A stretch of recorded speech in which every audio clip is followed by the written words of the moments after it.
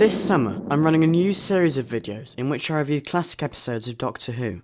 Each week will see me watch a popular story from each Doctor that I've never seen before, then give my thoughts on the episode in a short but detailed review.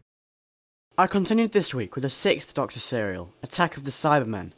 This story features the rather controversial 6th Doctor and his companion Peri. It also sees the return of old enemy, the Cybermen, and Dalek agent Lytton from Resurrection of the Daleks. I chose to watch this episode mainly because I've not seen one featuring the Cybermen in this series so far, and also because I've heard Totus Lane makes a comeback. The plot sees the Doctor track an alien distress call to London after fixing the TARDIS's chameleon circuit. With the help of Peri, he soon discovers a planned diamond heist run by old enemy Lytton. However, this is soon revealed to be a mere ploy for a much bigger, more complex plot involving the Cybermen. To uncover the truth, the Doctor must travel to the Cybertomb planet Telos and come face to face with the Cyber Controller once more.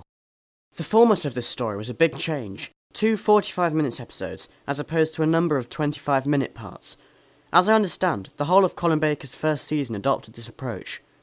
I'm honestly not entirely sure which format I prefer. A typical classic story would unfold quite nicely over 4 parts, also allowing for one extra cliffhanger, although the 45-minute way of doing things leaves the plot feeling less disjointed and has a better flow.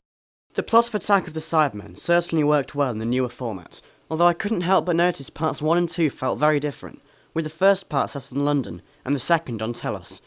On top of that, the crowns were introduced in the latter part as well. To me, it made the first part feel slightly anticlimactic, and it took a while for me to work out what was going on. The actual plot was good, but suffered a little because of this. The only real problem I had was the ending. Basically, all that happens is the crowns blow up the Cybermen's base, but not before the Doctor can go back inside to attempt to rescue Lytton, and use the Controller's weapon to shoot down a number of metal men. Apart from the fact that this was completely out of character for the Doctor, it felt like a pretty weak and boring ending. It was almost as if everything that had happened in the first 85 minutes somehow didn't affect the final climax at all. Apart from the controversial moment I just mentioned, I actually didn't find the 6th Doctor that bad. He was quite rude sometimes as a result of some rather bizarre and unprovoked mood swings, plus at times he appeared very violent. He did remind me of the 12th Doctor a little, although obviously 60 is nowhere near as successful as he has been. I think the problem is that he lacks gravitas and has quite an annoyingly high-pitched voice, so it's hard to take him seriously when he goes off on one.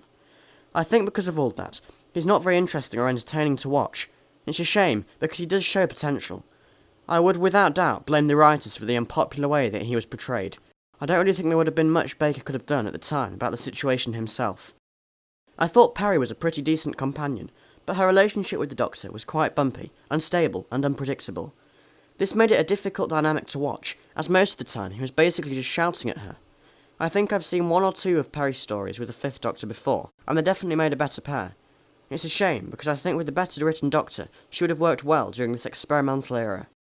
One thing I must say is that I didn't find the Cybermen at all threatening in this story, which is a great shame. Their voices were all high-pitched and very human-sounding, but not in a scary way. Some of their dialogue was also very poor.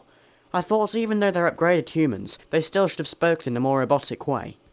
The design of the Black Stealth Cyberman was good, if a little boring, although he only ever really stood in the background, and didn't do much. The Cyber Controller looked ridiculous too, with a massive brain bulging out of his head. The change of format made me think about whether 45-minute episodes are right for a Vibe Doctor Who. As standalone adventures, they can work very well in my opinion, and I definitely think that having 2 parters with different episode titles is a good idea. The team have also learnt how to master good cliffhangers now, and how to use them effectively. Having said that, would it be nice to have shorter segments of story to enable more cliffhangers like the early classic era? It's hard to think how it could work for new episodes, but my gut feeling is that it would make them feel very disjointed. I'm particularly intrigued to see what Moffat does with Series 9, as certain stories have been branded as 2-parters, and even 3-parters. Only time will tell, I suppose. To sum up, I thought Attack of the Cybermen was a pretty average story. It showed potential, but the plot was all over the place, as was the Doctor-companion dynamic.